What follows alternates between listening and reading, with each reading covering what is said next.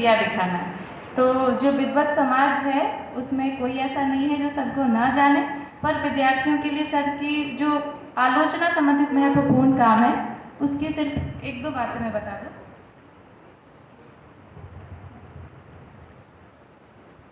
आदिकाल एवं मध्यकाल के प्रमुख हिंदी कवि प्रेमचंद के कथा साहित्य में हिंदू मुस्लिम संबंध, और सर ने संपादन किया है भारतेंदु हरिश्चंद्र ग्रंथावली और आचार्य रामचंद्र शुक्ल ग्रंथावली का। बड़े आदर के साथ मैं सर को अपने अध्यक्षीय उद्बोधन के लिए आमंत्रित करती हूँ।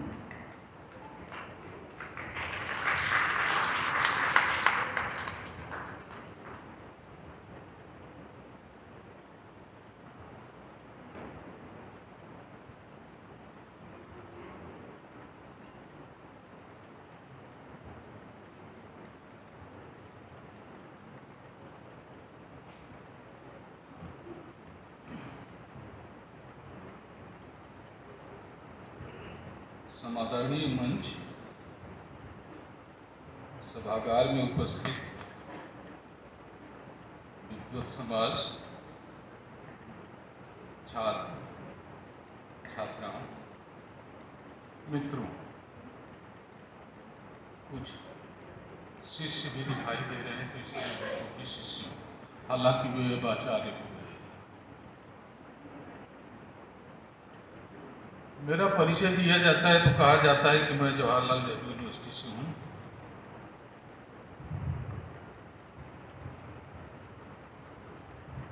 नौकरी करने के लिए चला गया था, नहीं तो मूलतः मैं काशी हिंदू विश्वविद्यालय का ही हूँ। यहीं से पढ़ा लिखा, गांव घर सब कुछ यही है, संस्कार यही है, अब भी यही है। इसलिए जब कभी अवसर मिलता है या ऐसे आप लोगों के निमंत्रण मिलते हैं, मैं अपने को रोक नहीं पाता हूँ। विषय मेरे अनुकूल हो या प्रतिकूल हो, कुछ न कुछ अपनी बात रखने की कोशिश करता हूँ। मित्रों, जितनी गंभीर बातें इस सत्र में हो चुकी हैं और लगभग विषय के सभी बिंदुओं को छू चुकी हैं, उसके आगे अध्यक्षीय उद्बोधन में बहुत कुछ नहीं कहा जा सकता। केवल पृष्ठपेषण होता है, उन्हीं बातों को दोहराया जाता है। लेकिन मैंने बताया कि मैं काशी हिंदू विश्वविद्यालय का ही विद्यार्थी रहा हूँ, बहुत कुछ यहाँ से सीखा हूँ और काशी हिंदू विश्वविद्यालय की एक परंपरा रही है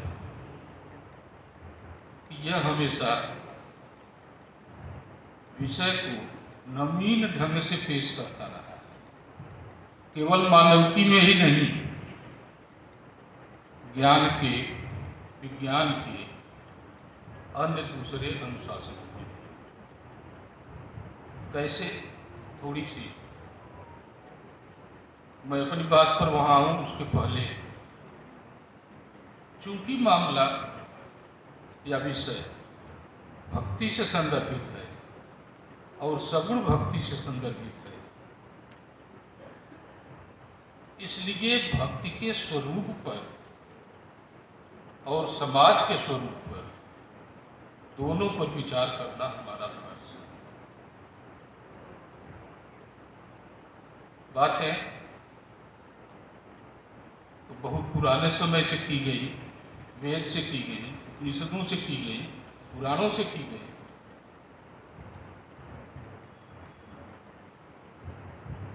कुछ मिथकों की बातें भी।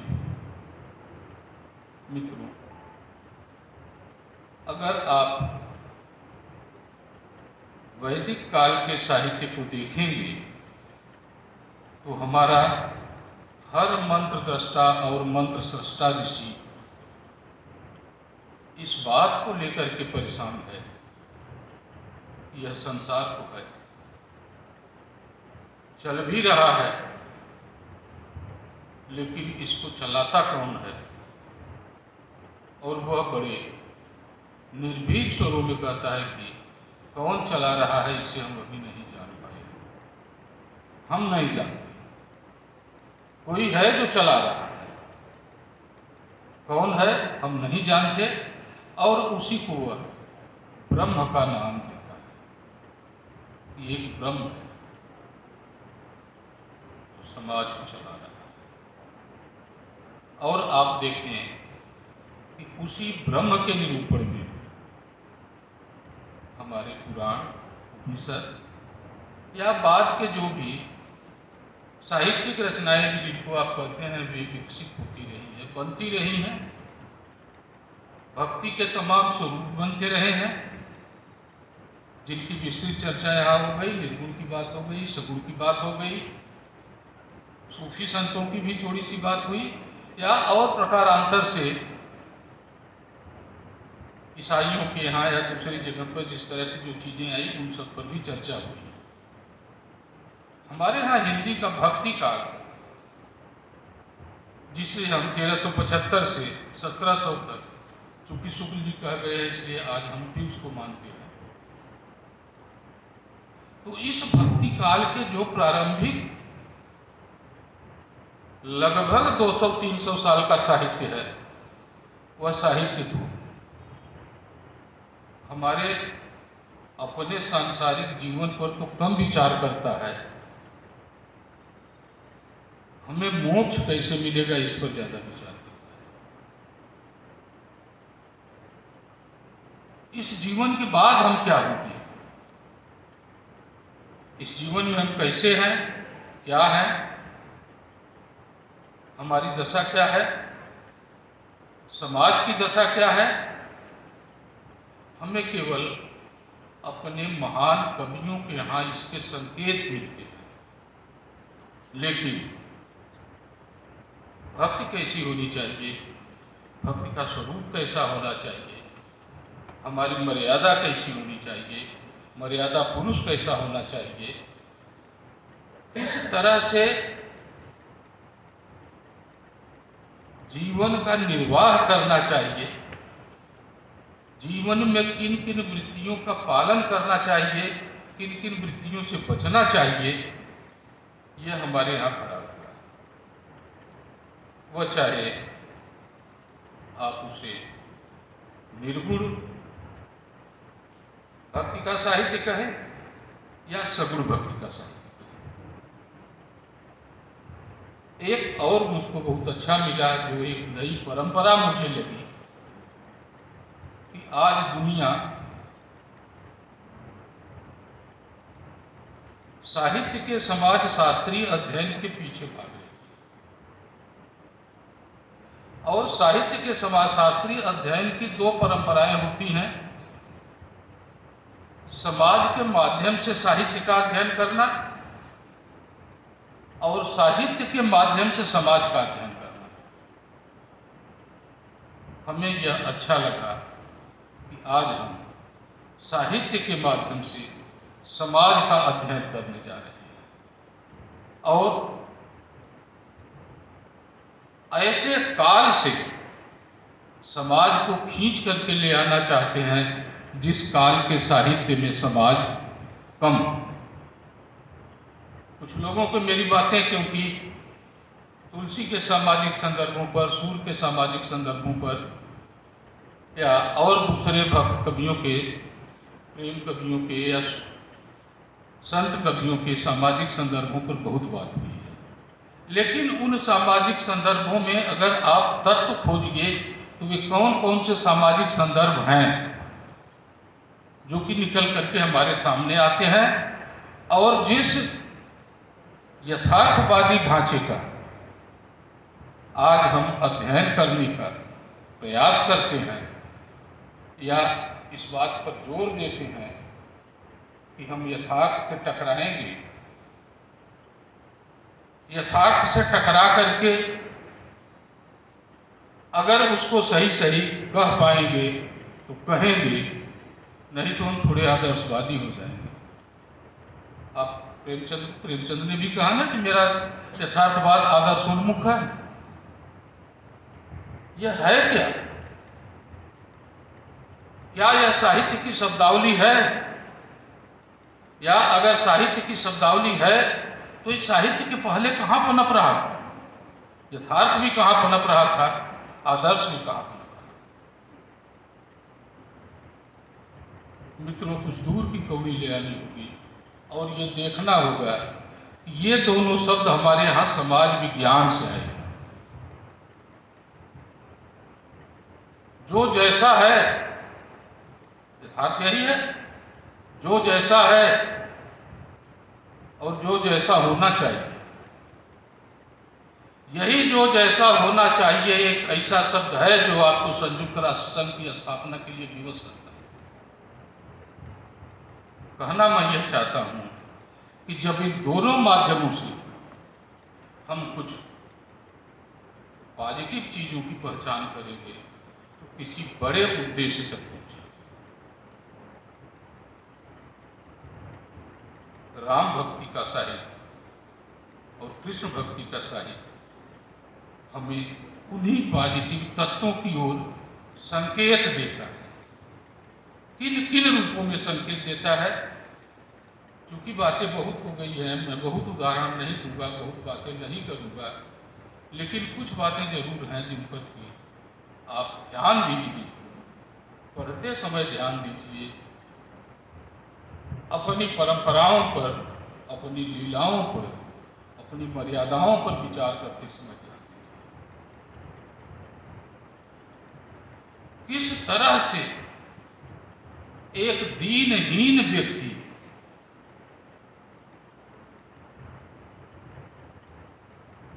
अगर मैं तुलसी की तरफ चलूं तो तुलसी बार बार गिड़गिड़ाते हैं रामचरितमानस में कि मैं पढ़ा लिखा नहीं हूं, कभी न होम नहीं कुशल कहाऊं, मति अनुरूप राम गुण गाऊं, कभी तो विवेक एक नहीं मोरे, सत्य कहूं लिख कागज। तमाम ऐसी चीज, कई उक्तियां मिल जाएंगी, कई चौपाइयां मिल जाएंगी, दोहे मिल जाएंगे, लेकिन इसके बाद एक जगह शंभु प्रसाद सुमत ही तुलसी रामचरितमानस करि तुलसी। यह भक्ति की संप्राप्ति है। शंभु का प्रसाद मिल गया और तुलसी रामचरितमानस की कवि। कबीर भी चिल्लाते रहे कि मस कागज छुयो नहीं, कलम गयो नहीं हाथ। और आज हम कबीर की तमाम ऐसी ऐसी व्याख्याएं कर देते हैं जहां की हमारे हाथ से मसी कागज सब छूट जाएगा। तो ये पलायन नहीं है, दैन्य नहीं है, ये महानता है, महत्ता है, जहां रचनाकार अपनी को या समाज निर्माता या जो भी कहिए स्वीकार कर रहा है अपनी स्थिति। मित्रों, मैं कई चीजों पर लेकर के बात करूं, बात तुलसी पर भी हुई, सूर पर भी हुई, और यह भी देखा गया या जो कहा गया कि सूरदास श्रद्धा जी ने भी बताया कि एक चरागाही संस्कृति का वहां, किसान संस्कृति का वहां, तुलसीदास के यहां भी कहीं दुर्भिक्ष वगैरह का, कहीं किसान की थोड़ी बहुत बात हो गई है, लेकिन मूल बात क्या हुई है? मूल बात क्या है? किस तरह से वे समाज को समझना चाहते हैं? दो तीन चीजें हैं, केवल मैं वही आपके सामने रखूंगा। तुलसीदास की दो परिकल्पनाएं हैं। कहब लोकमत वेदमत आगम निगम निचोर,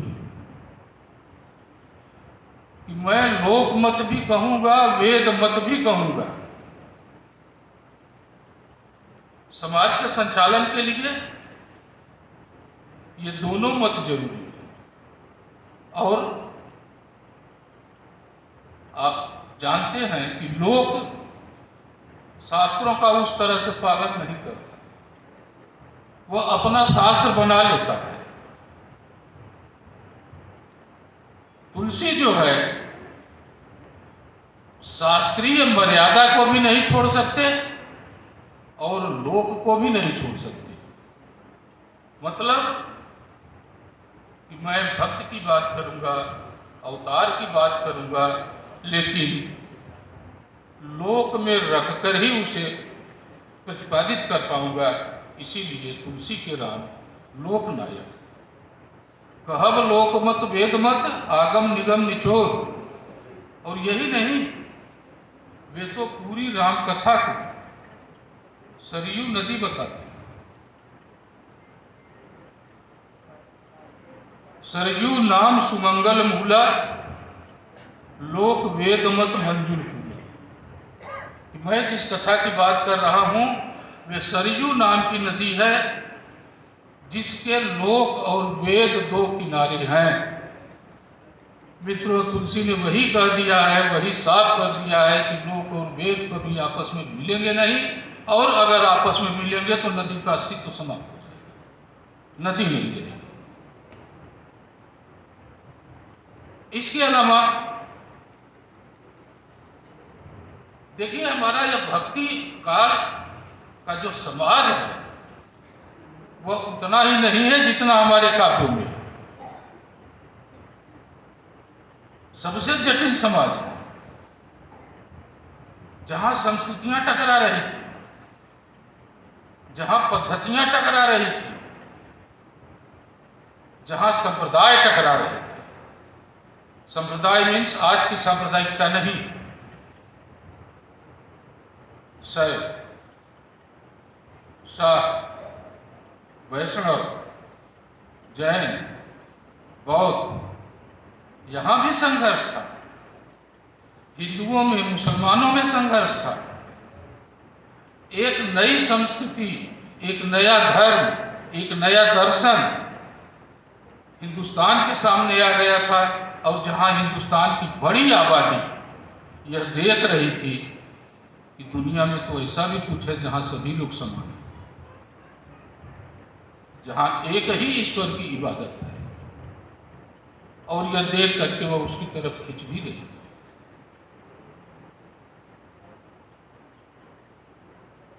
ऊंच नीच, अमीर गरीब, संकेत रामचरितमानस में आप इसका भी पाएंगे। संकेत तो रामचरितमानस में आप बार बार यह पाएंगे कि तुलसीदास राजा को, या उस समय का जो नृप है, उस समय का जो बादशाह है, उसको हिंदुस्तान की जो पद्धति है, राजा कैसा होता है, उसके माध्यम से सलाह भी देते हैं। मुखिया मुखसो चाहिए खान पान को एक, पालय पोषय सकल अंग तुलसी सहित विवेक। ये सीधे सीधे भी अकबर से मुखातिब न हो रहे हों, लेकिन संकेत उनको दिया जा रहा है। यहां का राजा कैसा होता है। यहां का राजा ऐसा होता है जो, चौपाई तो मुझको नहीं याद आ रही है, जिसमें उन्होंने सूर्य की, बादलों की और भाप की बात की है। वही कि कोई बरसते, मतलब बरसते हुए तो कोई नहीं देखता, लेकिन बरसते हुए सभी लोग देखते हैं। पानी का कर जो है, पानी भाप के रूप में सूर्य पृथ्वी से ही लेता है, समुद्र से लेता है। जब लेता है तब उसे कोई नहीं देखता, लेकिन जब बरसात में उसी को लौटा रहा है तब सभी लोग देखते हैं। यहाँ राजा भी ऐसा होना चाहिए। ये ऐसी तमाम चीजें हैं। नारी को लेकर के तो खैर तुलसीदास पर तरह तरह की बातें की जाती हैं, कुछ अच्छी बातें भी की जाती हैं, कुछ खराब बातें भी की जाती हैं, लेकिन उस तरफ भी उनका ध्यान था। प्रजा, उस तरफ भी ध्यान था। और तमाम छुआछूत, जात पात और इन सबकी मर्यादाएं इन सब के अलावा जंगलों में रहने वाली जातियां, उनका त्याग, उनका सहयोग, यह जरूर है, मैं थोड़ा सा उसमें असहमत होऊंगा कि राम जहाँ कुछ बहुत ज़्यादा करते हैं, ये बात कुछ समझ में नहीं आती, तो तुलसी बार बार उसका यही कहते हैं कि अरे ये तो भगवान है, लीला कर रहे हैं। भाई ऐसी लीला भी ना करिए जो दिमाग से ऊपर हो जाए। इतनी ही लीला आप ब्रह्म को स्थापित कर रहे हैं, अपनी भक्ति स्थापित कर रहे हैं, अपनी उपासना पद्धति स्थापित कर रहे हैं। भक्ति पहुंचना तो उसी एक भक्ति के माध्यम से एक इष्ट देव तक है। उस इष्ट देव तक पहुंचने के लिए पद्धतियां तमाम हैं। उन पद्धतियों के माध्यम से हम जैसे पहुंचे हैं और जिस जिस तरह के समाज हमारे लिए सहायक रहे हैं और समाज ने हमें क्या क्या संकेत दिया है, क्या क्या संदेश दिया है और किस तरह से हम उन चीज़ों को लेकर के आगे बढ़े हैं। बातें कई रूपों में यहाँ की गई, कई रूपों में उनको सामने रखा गया और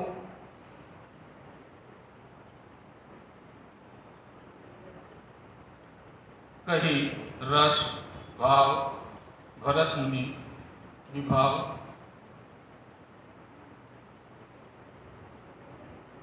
देखना चाहिए हमें कि क्या कह रहे हैं, कहाँ से भाव पैदा हो रहे हैं। और यही नहीं, आप इतना देखिए कि उदाहरण भी उसका किससे दिया गया, सीता और राम से। तो हमें भक्तिकालीन साहित्य में जो समाज मिलता है, थोड़ा अंतर तो हो सकता है कि सगुण समाज कुछ और हो, निर्गुण समाज कुछ और हो, सूफी समाज कुछ और हो, लेकिन होगा ही समाज। और समाज अंतर विरोधों का पुंज होता है। तो मित्रों, मुझको यह बहुत अच्छा लगा कि काशी हिंदू विश्वविद्यालय ने साहित्य के माध्यम से समाज को समझने की एक नई प्रथा उस समय कायम की है जब हम यथार्थ को पकड़ने के लिए समाज के माध्यम से साहित्य को पकड़ने की कोशिश कर रहे थे। आप लोगों ने मुझे बुलाया, इतनी देर तक सुना, सम्मान दिया, इसके लिए महिला महाविद्यालय का, काशी हिंदू विश्वविद्यालय का और आप सबका आभारी हूँ। धन्यवाद।